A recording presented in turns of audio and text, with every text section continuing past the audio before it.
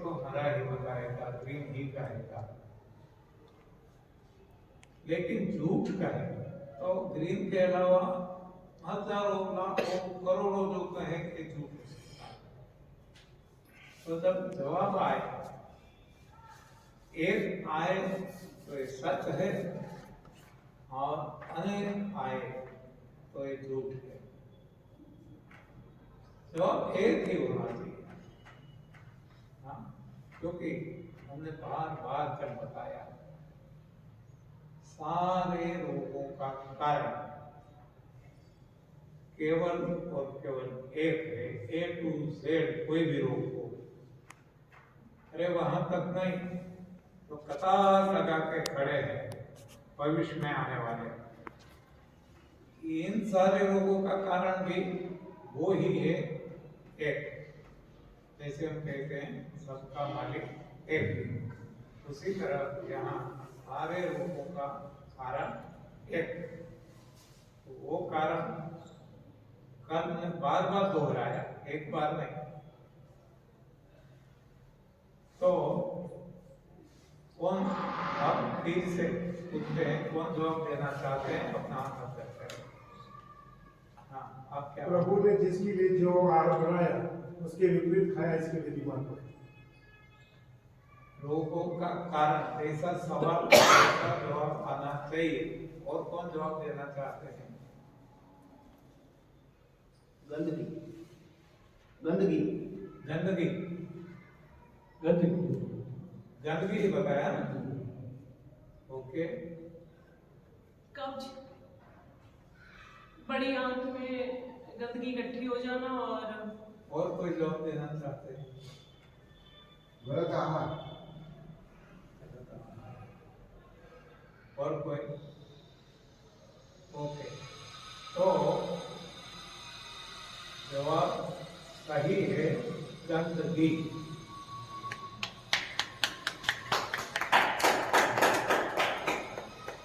गंदगी का कारण गलत आहार, लेकिन रोगों का कारण जब पूछा जाए तो वो है गंदगी। गंदगी ही नहीं, मान लो गलत खा लिया, इसको निकाल दिया, हाँ, कैसे भी उल्टी करके एनिमा देके कैसे भी रुकेगा नहीं, गंदगी बनेगी नहीं तो रोग होने वाले नहीं। हमें पता होगा किसको सत दर्द होता है। हाँ? तो ये जो जहर फैल जाता है तो लोग क्या करते हैं, उनको घी पिलाते हैं, इतना पिलाते इसको उल्टी हो जाए। एक घी कोई औषध नहीं, लेकिन उल्टी करवाने के लिए, क्यों घी रुकने वाला नहीं। तो उल्टी यदि हो गई, जहर निकल गया तो बच गया, और जहर रह गया तो मर गया। तो मतलब क्या है, जहर रुकना नहीं चाहिए। गंदगी वो जहर है। गंदगी यदि डाल दी कोई भी कारण से, इसको निकाल दिया, रहने नहीं दिया, ठहरने नहीं दिया, तो रोग नहीं होगा। शरीर जब तक शुद्ध है रोग नहीं है। जैसे अशुद्धि आई शरीर में, रोगों को बुलावा नहीं पड़ेगा, अपने आप आ जाएंगे। तो रोगों का सही कारण वो है गंदगी। अब पक्का सभी को समझ में आ गया?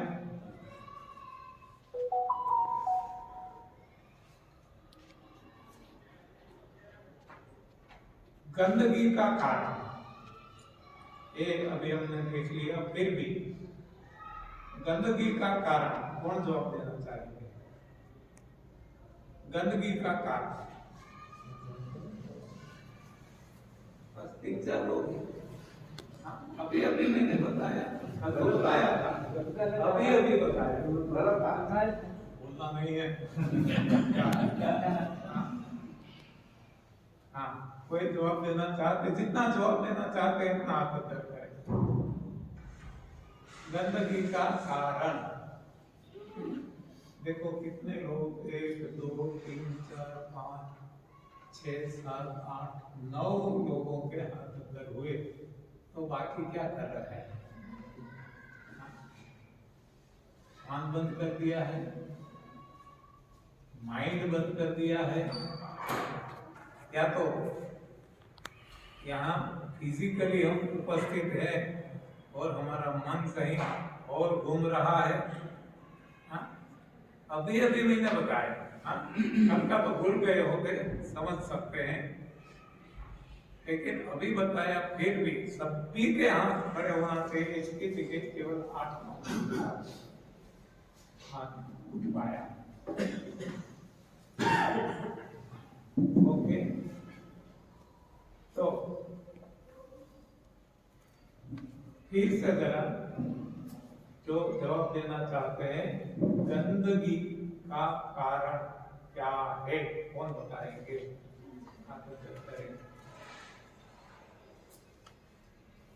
आप बताइए। गलत खाने का गलत आहार सही है, तो इतना क्यों आप झिझकते हो? सेल्फ कॉन्फिडेंस नहीं है क्या? हाँ, ऐसा करके रुके। सही जवाब है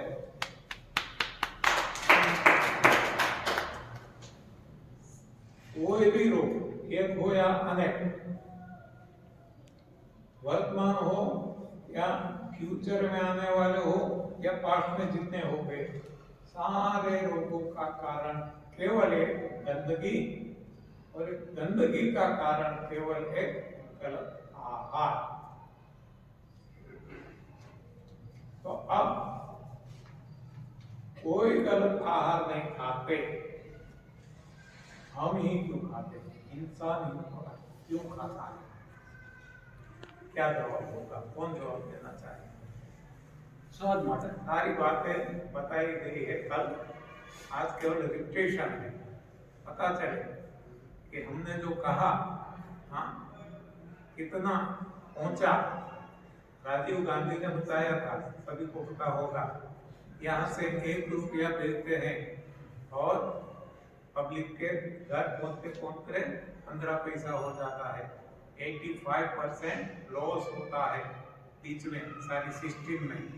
तो हमें भी पता चलना चाहिए कि हम जितना यहाँ से देते हैं इसमें से कितना पहुंचता है। हाँ, तो 1 2 3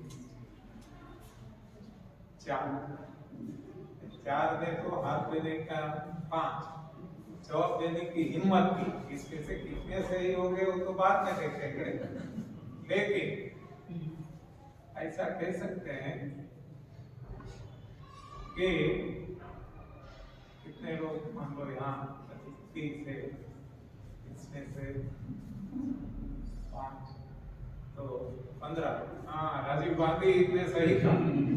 हाँ, यहाँ भी वो ही लागू होता, 15% ही पहुंचा। 85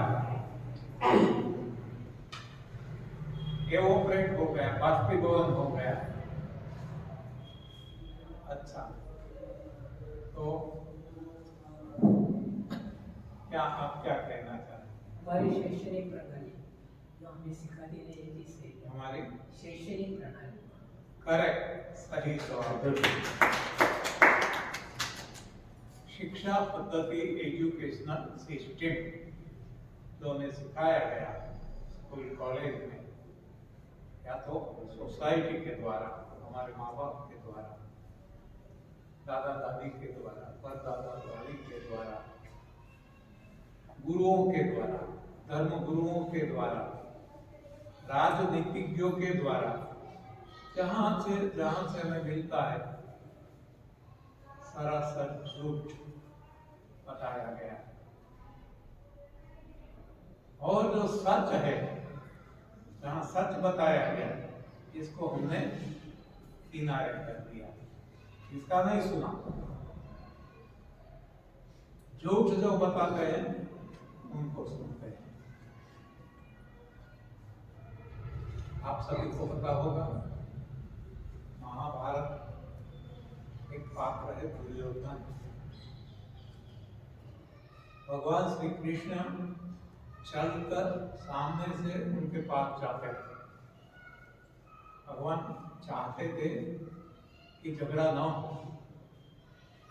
संधि हो, समझौता हो, तो दुर्योधन को समझाने के लिए कथा आप सबको मालूम है कि पांडव कौरव भाई हैं, दोनों का एक सबका हिस्सा होना चाहिए। आधा आप ले लो, आधा पांडवों को दे दो। नहीं माना। बहुत भगवान ने तड़जोड़ की, कोई बात नहीं, हाँ आधा 50% ना दो, 40 दो, 30 दो, 20% दो, अरे 5 गांव दे दो, तब भी दुर्योधन नहीं माना। भगवान ने अंत में कहा कि इतनी जमीन दो कि जिसमें सुई रह सके, एक स्पॉट, एक बिंदु। फिर भी दुर्योधन ने कहा लड़ाई करने गए। तो ये दुर्योधन किसके कहने से करता था? मामा शकुनी। मामा शकुनी ने यदि कहा होता कि पूरा दे दो तो वो दे दे, और बताया कि नहीं बिल्कुल नहीं, तो बिल्कुल नहीं। हाँ? मतलब कि जो सच है, भगवान को क्या स्वार्थ? वो तो सभी का भला चाहते हैं, तो उनको नहीं मानता है दुर्योधन और दुशासन, मामा शकुनी, ऐसे लोगों, इसकी चांडाल चौकड़ी जो करे, उनकी बातें वो मानता था। तो आज हम दुर्योधन ही है, और कोई नहीं। महाभारत और कोई, आज ही महाभारत का युद्ध केवल 18 दिन में खत्म हो गया था ना, आज 2.5 साल से चल रहा है। हाँ, रूस, यूक्रेन और सारे। वैसे देखो तो जब से इंडिया पाकिस्तान जब अलग हुआ, वो युद्ध ही चलता है, आज भी चल रहा है। यानी कि हम दुर्योधन से भी गए। दुर्योधन को कम से कम पता था, वो कहता है, कन्फेस करता है, स्वीकार करता है, जानामि धर्मम च, धर्म क्या है मैं जानता हूं। जानामि धर्मम च न तमे प्रवृत्ति, लेकिन इसको मैं अपना नहीं सकता, ये मेरी मजबूरी। तो दुर्योधन अपनी मजबूरी कबूल करता। आगे कहता है जानामि अधर्मम च न तमे निवृत्ति। अधर्म क्या है वो भी जानता हूं, लेकिन छोड़ नहीं सकता। इतनी को उसको मालूम था, लेकिन हमें पता ही नहीं है।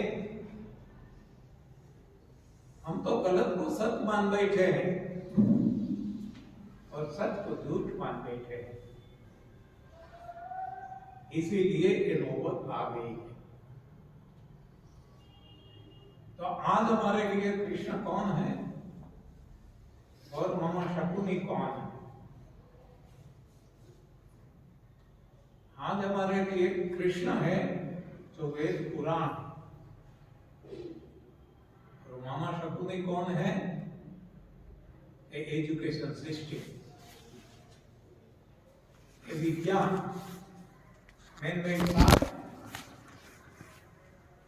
जिसको हमने सही मान लिया।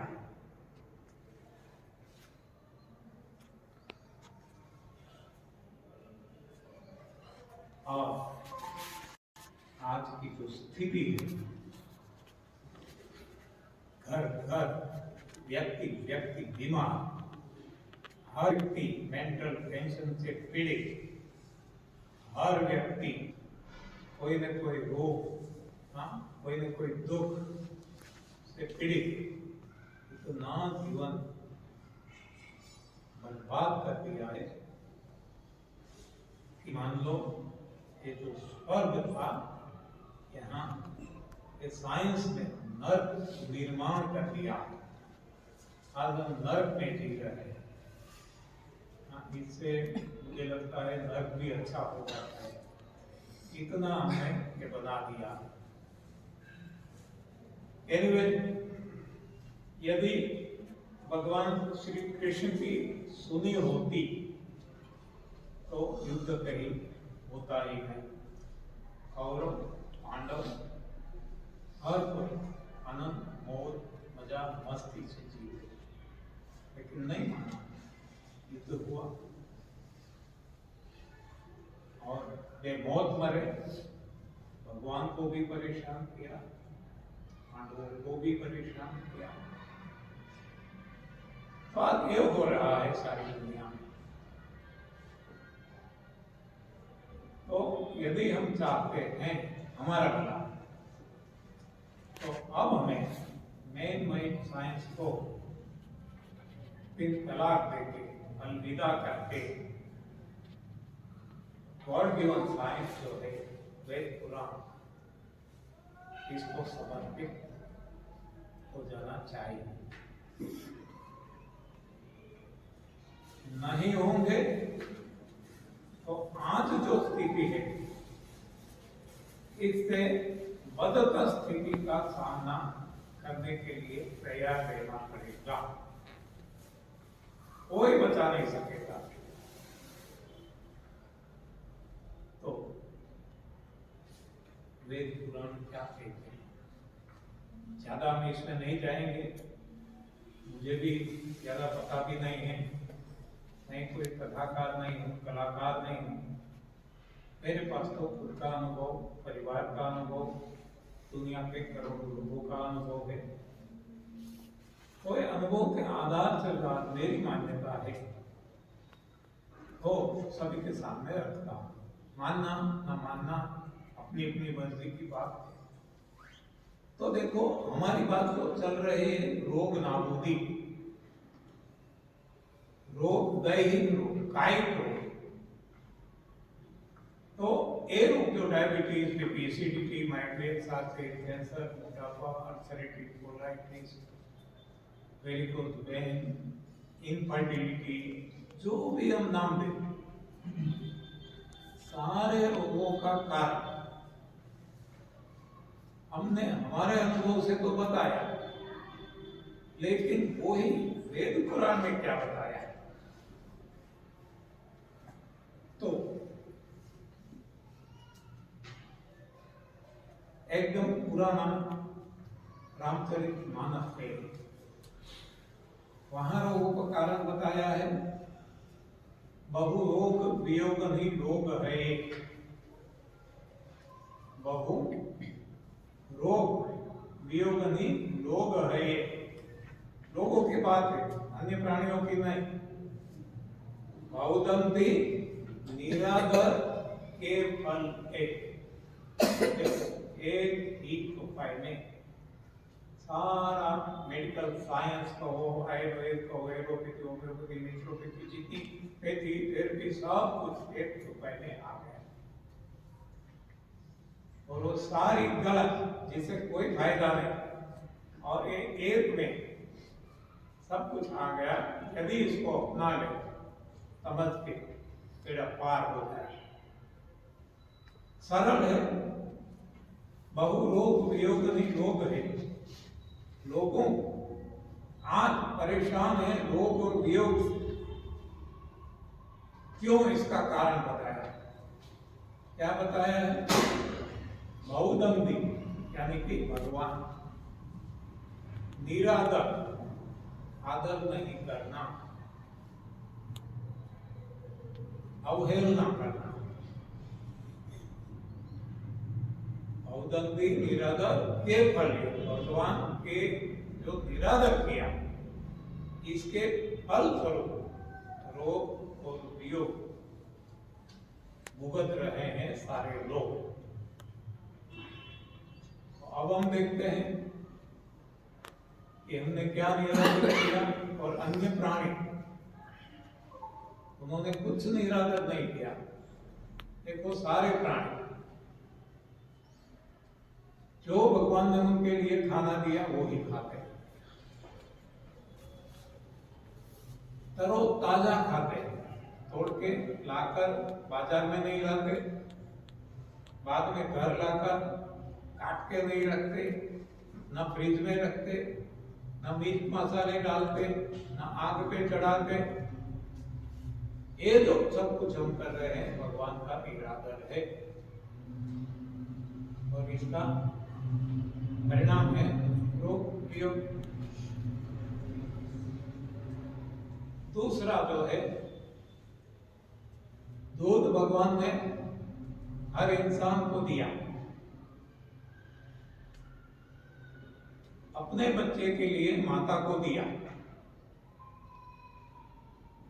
और समय आ गया, भगवान को पता है अब जरूरत नहीं है, जरूरत थी तब तक दिया, अब जरूरत नहीं है, तब भगवान ने माँ का दूध बंद कर दिया और माँ का दूध बंद करने के पहले बच्चे को दांत दे दिए चबाने। अब माँ का दूध बंद होने के बाद, दांत आ जाने के बाद यदि हम किसी का भी दूध पीते हैं, अपनी माँ का खुद का दूध पीते हैं, तो भगवान का निरादर है।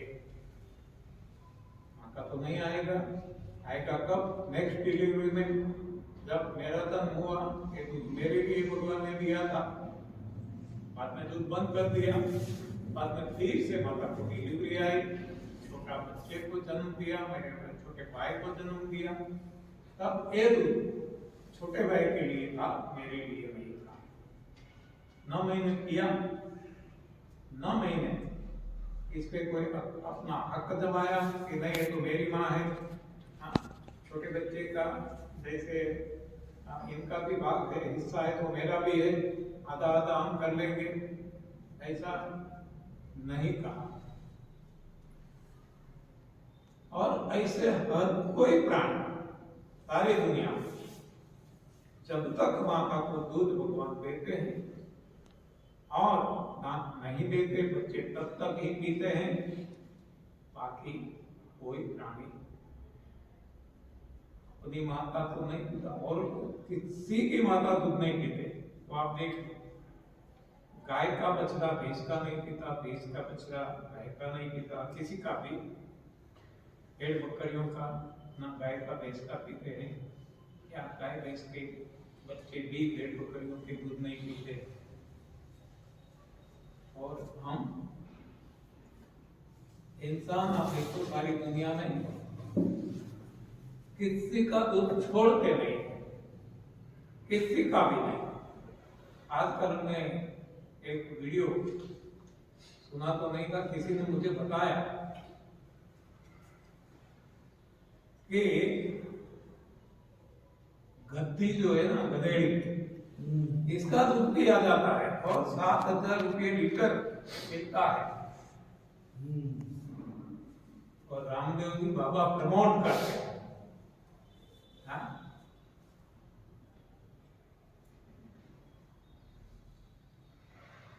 ऊँटनी का दूध वो बेचा जाता है, पीते हैं लोग,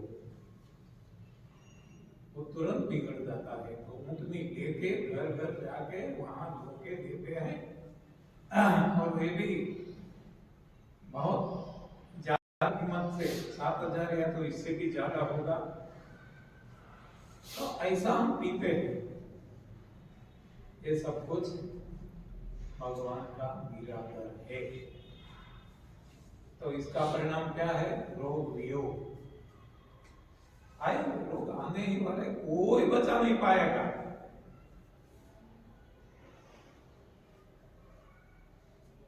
दूध आजकल तो हम देखो इतने हम यहाँ लोग हैं, किसके घर गाय और भैंस है? कितने कितने लोगों के घर है? 1 2 3 बराबर। तो बाकी को दूध कहाँ से मिलेगा? ये 3 लोग सारे सभी को देंगे? हाँ? तो मेरे हिसाब से गाय और भैंस को अपने घर रखना एक ये पाप। हम भी रखते, हमने भी दूध किया, लेकिन भगवान ने जिसको भी जन्म दिया सभी को स्वतंत्रता दी है, हमने इसको कैद कर दिया। तो आज मैं मानता हूं कि हर किसी को जीने का, स्वतंत्र जीने का अधिकार। हम कोई तोते को पिंजरे में डाल देते हैं, ये पाप। उसी तरह गाय को अपने घर रखना, तबेला बनाना, कुछ भी अपने कोई भी कारण से, इवन खेती के लिए भी ये पाप है। ये पाप का परिणाम हमें भुगतना ही पड़ेगा। कोई न कोई दूध से कोई बचा नहीं पाएगा। तो दूध से बनी चीजें कोई भी, ये लेना भगवान का निरादर है। और जब भगवान का निरादर करते हैं तो रोग वियोग रूपी दुख भुगतना ही पड़ेगा, कोई इलाज उपचार नहीं होगा।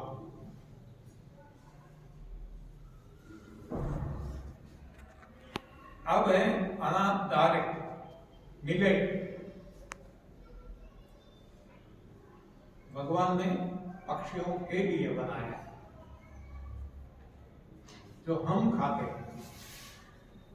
भगवान का निरादर, और कोई नहीं खाते। अब देखो सारी सृष्टि में इतनी मछलियां, मगरमच्छ, कितना एक समुद्र में कितने जीव, कोई अनाथ डाले नहीं।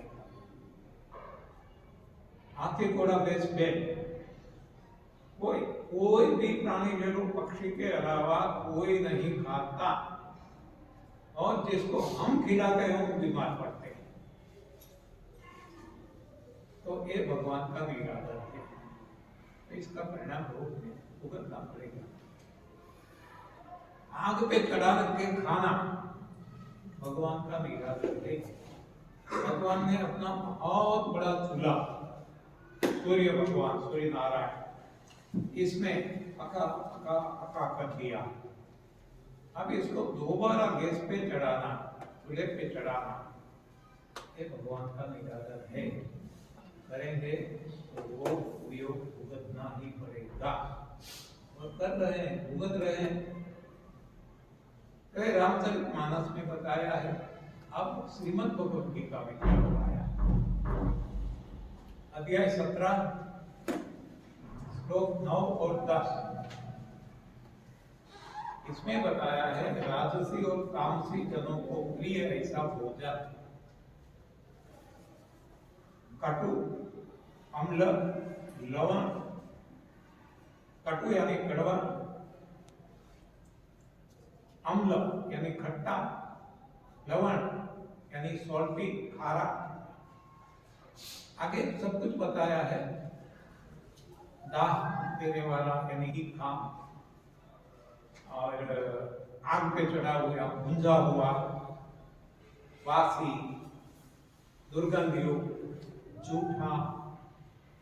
आप जरा श्लोक ज्यादा नहीं, हेल्थ के लिए ज्यादा जाने की जरूरत नहीं, मेडिकल साइंस इसमें आ जाएगा। केवल 2 श्लोक, अध्याय 17 श्लोक 9 और 10, 2 ही श्लोक, ये समझ में आ गया, रोग नहीं रहेंगे। ऐसा जो खाएंगे वहां स्पष्ट लिखा गया कि रोग होते हैं, आयु कम होती है, मेंटल टेंशन होता, सुखाकारी छीन ली जाती। तो ये सब कुछ श्रीमद् भगवद गीता में बताया है। अब निरोग रहने के लिए भी बताया अगले श्लोक में, श्लोक 8, अध्याय 17 श्लोक 8, इसमें बताया गया है सात्विक जनों को प्रिय ऐसा भोजन, रसयुक्त आहार, रसाहार। सबसे पहले लिखा आयु सत्वम बलम वृद्धि, आयु बढ़े। हम क्या मानते हैं कि आयु निर्मित पांचम है, छठ नहीं हो सकती, ये भ्रांति है, गलत है, सरासर झूठ है। पंचम से छठ भी हो सकती है, छठ से सातम, आठवीं, नौवीं, 10वीं, 11 हो सकता है, अनंत आयु हो सकती है। हमारे यहाँ भगवान ने ये हमें दिया। आयु सत्व, सत्व हमारा बढ़ता है, बलम बुद्धि बल, बाहुबल ये बढ़ता है, सब कुछ आगे बहुत बताया है। सुखाकारी बढ़ती, तो ये सब कुछ भोजन पे निर्भर है। और आज हम भोजन खाते हैं, सोचते भी नहीं भोजन कैसे कैसे खाते हैं ना। कोई आग्रह कर लेते हैं, मैं मेरी सौगंध, उनको बुरा ना लगे, कोई बात नहीं, खा ले। बाद में इसका तो परिणाम वो तो हमें ही भुगतना है, वो कोई सौगंध देने वाला नहीं भुगत, वो क्या आके डूब के जाता, वो तो हमें सर दर्द हुआ, पेट में दर्द हुआ, कैंसर हुआ, जो भी हुआ, वो तो हमें ही भुगतना है। बहुत स्वादिष्ट लगा, डाल दिया, अति सर्वत्र वर्ते, हम वही कहते हैं, वही अति डाल देते हैं, बहुत स्वादिष्ट, बहुत स्वादिष्ट, लेकिन वो ही आपके लिए जहर बनेगा, वो ही आपको नुकसान पहुंचाएगा। कहीं शादी ब्याह में गए, बर्थडे पार्टी में, मैरिज एनिवर्सरी में, कोई अन्य पार्टी में, जहां हमें व्यवहार करना है, कवर देना है, तो मन में ये ख्याल आता है कि जरा इतना देते हैं तो वसूल कर लो जितना हो सके, खा लो जरा ठस ठस के, रात का एक बार का तो बच जाएगा। कैसे कैसे भाव से हम खाते, इसका परिणाम क्या आएगा सोचते नहीं।